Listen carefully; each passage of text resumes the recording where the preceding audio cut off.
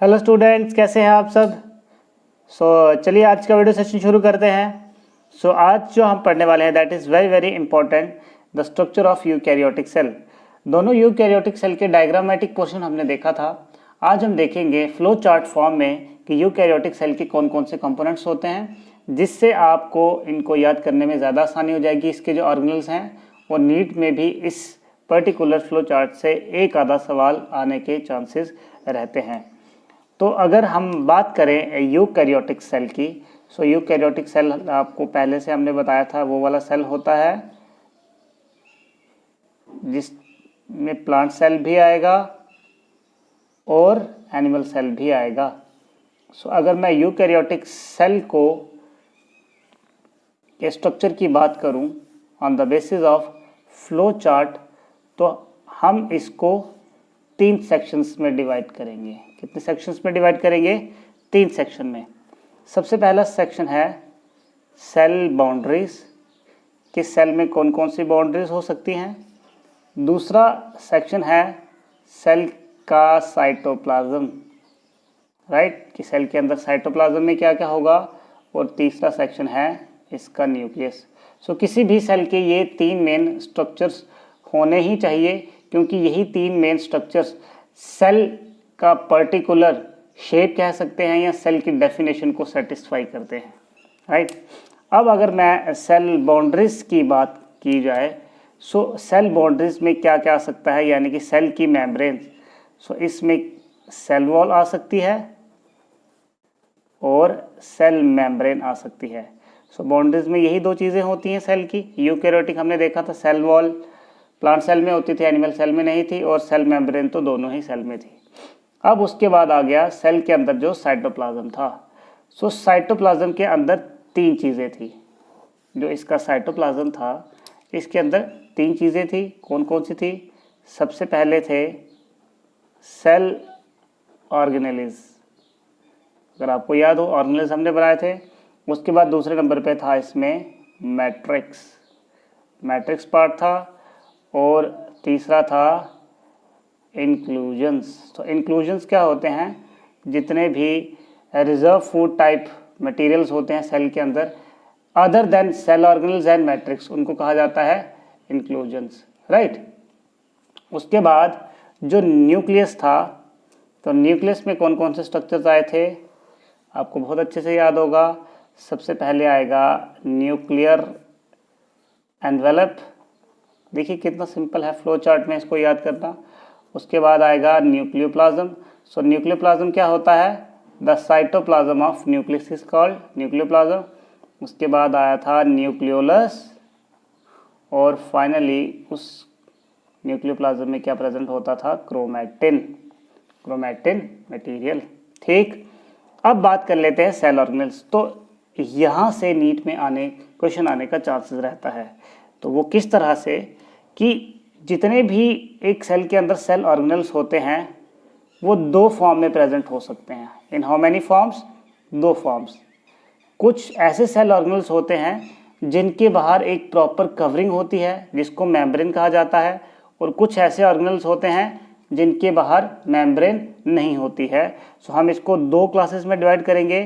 पहले वो ऑर्गेनल्स हैं जिनके बाहर मेम्ब्रेन होगी, यानी कि मेम्ब्रेन बाउंडेड ऑर्गेनल्स, और दूसरे वो होंगे जिनमें मेम्ब्रेन नहीं होगी, they will be without membrane. NEET में क्या किया जाएगा? आपको 4 ऑप्शंस दिए जाएंगे। ये पूछा जाएगा कि बताइए कौन से ऑर्गेनल में मेम्ब्रेन होता है, कौन से ऑर्गेनल में मेम्ब्रेन नहीं होता है, ठीक। उसके बाद अगर बात की जाए विदाउट मेम्ब्रेन, विदाउट मेम्ब्रेन हमारे पास 2 ही मेन ऑर्गेनल्स हैं। First is the ribosome, very very important, और उसके बाद होता है सेंट्रोजोम। ये नीट में आने के चांसेस रहते हैं। एक बार आया भी है ये नीट में question, this is very very important, ठीक। अब बात कर लेते हैं मेम्ब्रेन बाउंड ऑर्गेनल्स।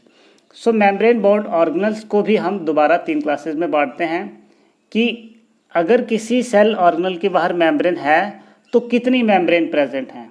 क्या एक मेम्ब्रेन प्रेजेंट है? क्या वो उसके बाहर डबल मेम्ब्रेनस स्ट्रक्चर है, या उसके बाहर 3 मेम्ब्रेन है।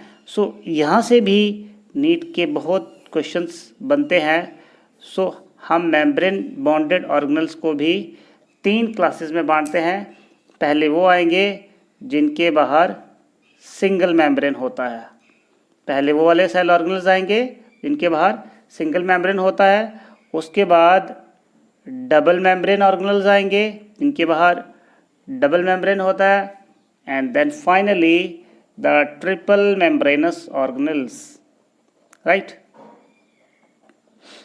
सो अब हम देखते हैं कि कौन कौन से ऑर्गेनल्स हैं जो सिंगल मेम्ब्रेनस होते हैं, कौन से हैं जो डबल मेम्ब्रेनस होते हैं, और कौन से हैं जो ट्रिपल मेम्ब्रेनस होते हैं, राइट।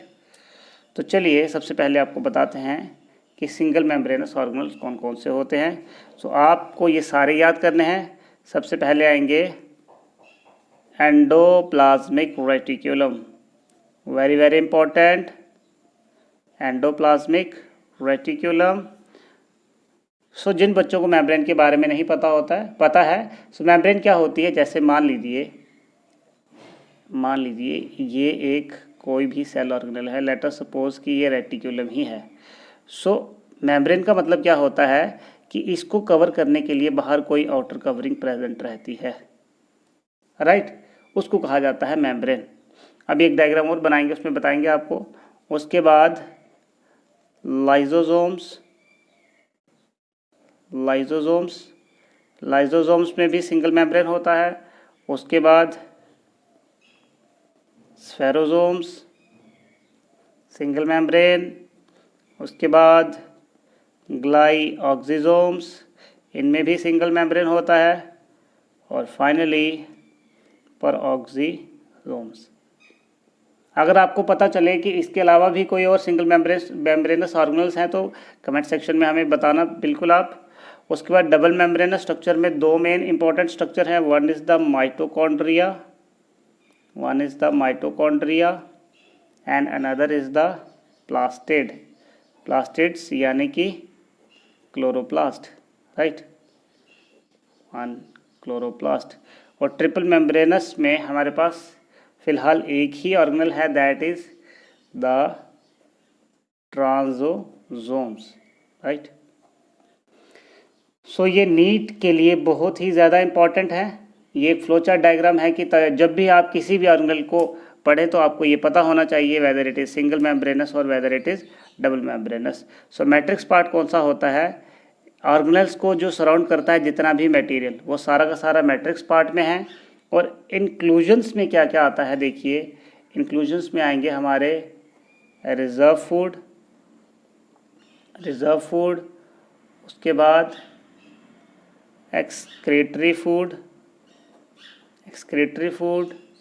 उसके बाद अगर कोई सेक्रीटरी पिगमेंट है। सो पिगमेंट क्या होता है, जिसकी वजह से कलरेशन आता है। ये जब हम आगे चलेंगे चैप्टर में तो आपको डेफिनेटली बताएंगे। अब थोड़ा सा आपको बता देते हैं कि जो ये मेम्ब्रेन है इसका क्या मतलब है, थोड़ा सा रिवीजन करवा देते हैं, ठीक। सो देखिए मेम्ब्रेनस, आपने 10th क्लास में क्लोरोप्लास्ट का स्ट्रक्चर पढ़ा होगा। सो क्लोरोप्लास्ट का स्ट्रक्चर कुछ इस तरह से होता था। So chloroplast was the double membranous structure, कुछ इस तरह का स्ट्रक्चर होता था, याद करिए। One was the outer membrane and another was the inner membrane. और क्लोरोप्लास्ट के अंदर क्या होता था, बहुत सारा साइटोप्लाज्म होता था जिसको मैट्रिक्स भी कह सकते हैं। और इसके अंदर क्या होते थे, सैक लाइक स्टैक्ड स्ट्रक्चर्स होते थे जिनको क्या बोला जाता था, ग्रैनम, और जिनको जोड़ते थे ये थाइलाकॉइड्स, इस तरह का स्ट्रक्चर। तो ये देखिए अब जो ये क्लोरोप्लास्ट है ये क्या है, डबल मेम्ब्रेन स्ट्रक्चर है। सो उसी तरह से अगर मैं बताऊं आपको लाइजोसोम, सो लाइजोसोम जो है ये कैसा होता है, ये सिंगल मेम्ब्रेन स्ट्रक्चर होता है।